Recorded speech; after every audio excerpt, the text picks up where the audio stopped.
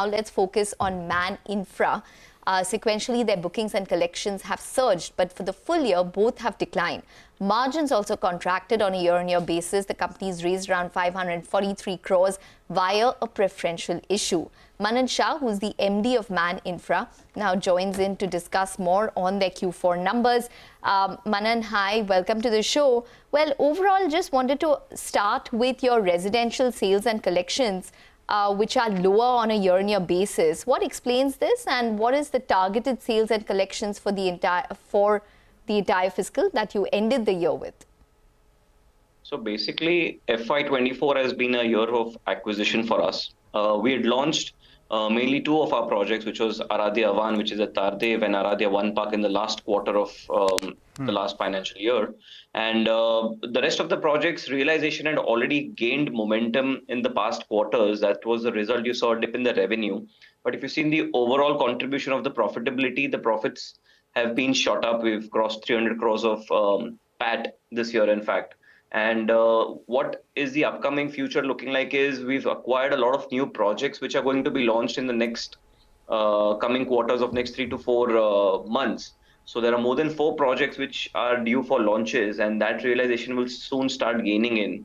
And at the same time, if you see the business modality of our company has got mixed of redevelopment also, and we've taken a lot of DM partnership projects where the revenue does not come into our books. The straight profitability hits in. So that will also soon start getting realized because the project is just being launched, and few more DM projects are due in the pipeline in the next 6 months, which we would be launching.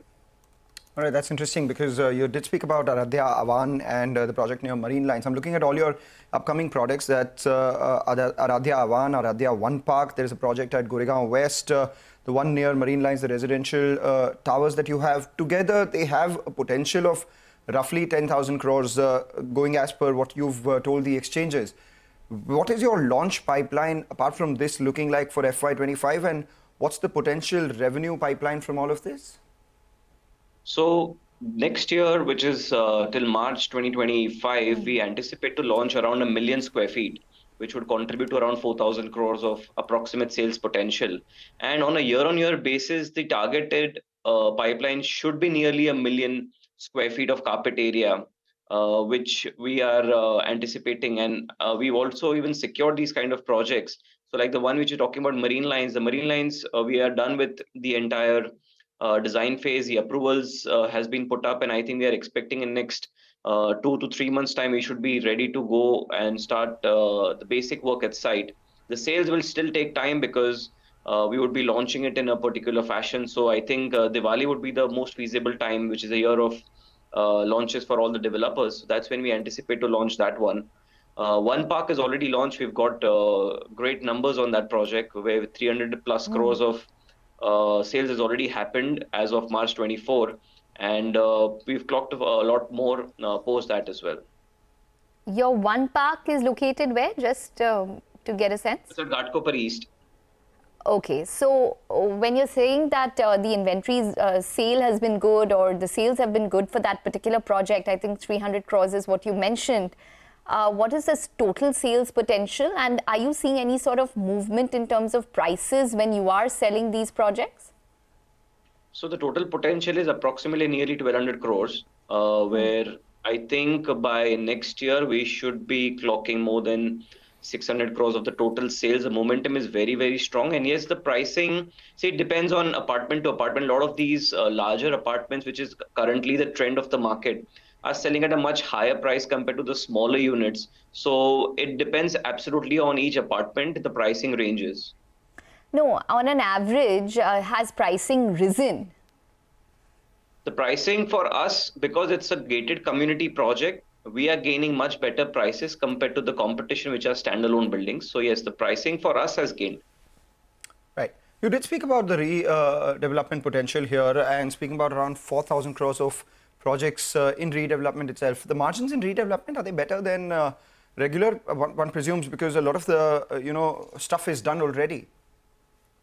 So in redevelopment, what basically happens is the capex drastically reduces, and any money which is being put into the project goes in starting of the project. Usually what happens is, in a typical case, when a developer starts buying the land, the landowner takes the money completely out of the project. So you need furthermore capital to be infused to start the project, which is permissions for sales, for marketing, for admin related costs, etc.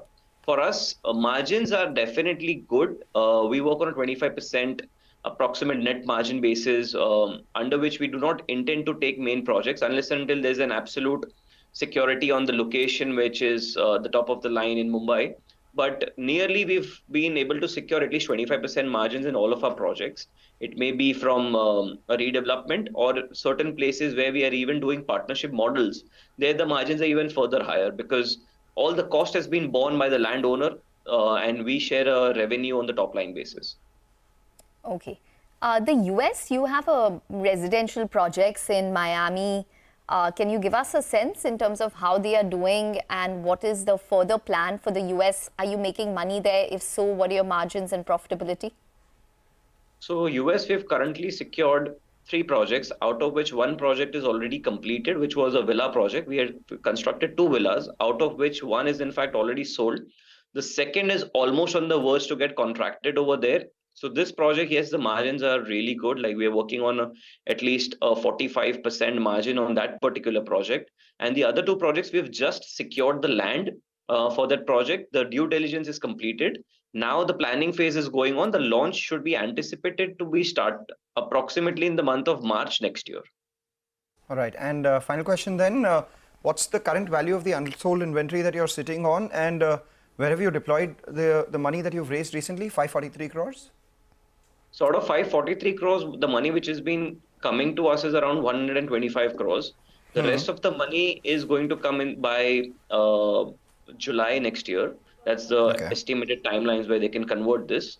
And the money that we've infused is nearly around, say around 200 crores on a total project basis.